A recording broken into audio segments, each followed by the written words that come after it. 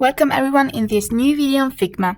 Today we take a little step off the path we were taking to talk about widgets, which we have left out in the past few lessons, while instead we have been looking at different plugins. So we are in the Figma screen related to widgets, which are also quickly saw in the very first video. But what are they in practical terms? Widgets are interactive objects that extend the functionality of our files. Unlike plugins that are launched, used, and then closed, and can only be seen by a specific person, everyone who collaborates or has access to the project can see and interact with the same widget. Some examples of widget functions are importing data to create tables or interactive visualizations, collect information through surveys among those who have access to the project, creating deadlines and managing projects with a calendar, and much more. So another main difference between plugins and widgets is that for plugins we are open up to panels that are outside the drawing area. And so when we interact with them, we are not actually working on our frames. Whereas for widgets, we are interacting directly on the frame. Widgets can actually create off-canvas panels precisely that they open and then close once we define our settings. But the entry points of these panels are on the widget itself. Finally, of plugins, you can only open one per user at a time, while an unlimited number of widgets can be in a file and you can interact with them like any other objects on the frame, as we mentioned. So let's now look at some of the more useful widgets. The first one I show you is called Simple Vote, which is very famous because it is very useful actually. We look for it from up here, and so it allows people who come in contact with the project, whether they're collaborators or clients, to vote for their preferred version of a design and generally express an opinion with respect to some possibilities. At first, we can choose whether to make the votes anonymous, and so from the preview we see that in this case, below the vote there will not be the person icon, the little circle representing who voted for what, while otherwise, on the contrary, there would be.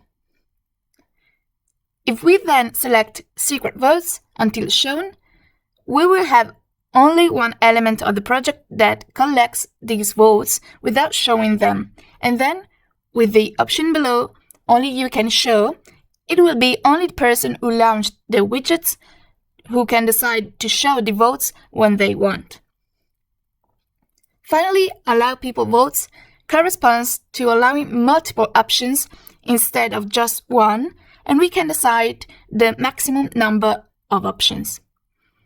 At this point, we press Start, and I place my votes maybe on top of the signs that you have to choose from as a group, and that way I can figure out which one will get the most votes. Now let's move on to the second widget, which is called Navigate.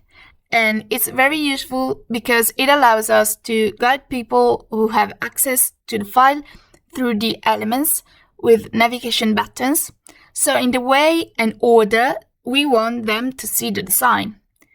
We see a preview from here that makes it clear how to move from one point to another, how to zoom in and zoom out, and generally how it works.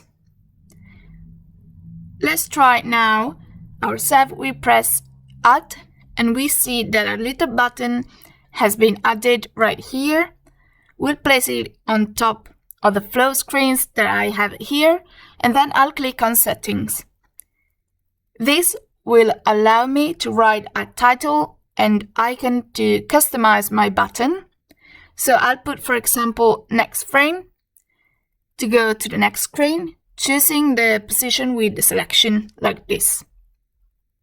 Then from here we can decide to zoom in on this element and then add a new button like this, choosing this time the exact same starting position as well as the destination position. You can indulge then in making navigation designs that are a preview of how we want our design to look. The next widget we are talking about is calendar, this one, and it is very interesting because, of course, it allows us to create deadlines for the team or mark important events related to the project. First, we can adjust the size of the boxes by choosing from various widths. After that, we can set the white or black version, then the light or dark theme, and choose whether to show the whole month or just a week. We can choose to go forwards in days from here and change the time window from here. However, this calendar is not really interactive, so if we put text boxes or icons on boxes of the days of this month, for example, if we then go forward a month, our events will always remain the same position, without being therefore anchored to the days we had predetermined. As for example, the calendars on our cell phones. So if we wanted to put commitments on different months, for example, we will have to necessarily add different calendars, as precisely more screens of a calendar.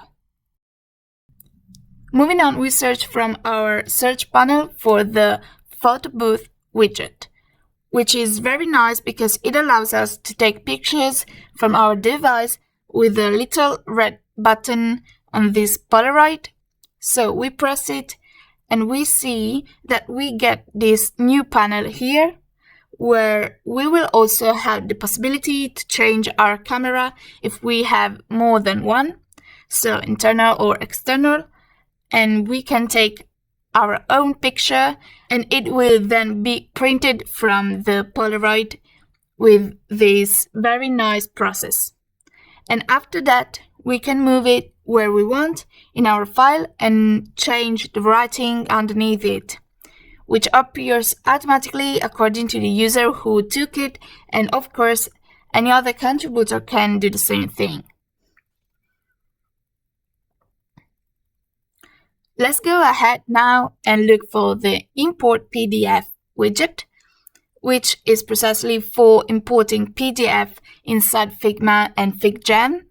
So once it's loaded, we click on this Start Importing button, then select PDF file, and then it will open up our folders from which we can take the file that we want, and at this point the PDF will be available to everyone who has access to the project. Next, we have the widget task list, with which we can mark our tasks, so things to be completed or goals to be achieved that relate to the project. For example, in designing a site, we might write complete homepage, add contacts, and we see that if we check off a task as completed, the bar underneath will give a percentage field compared to how many tasks we have. So, if there are 4, completing one will have done 25% of the total work. Adding one more will decrease to 20%, and so on. So, when we have completed all the tasks, you will have 100%. The last widget we are going to talk about now is Voice Memo, that precisely allows us to add audios directly within Figma. We'll get this microphone icon to record, and by clicking it, we'll get this other Start Recording button, with which precisely the system starts recording our voice, and we can say in an easier way no stopping on our project. For example, we can say start here, then we press stop, and we can make sure it came out right. And then we can also put a title on here.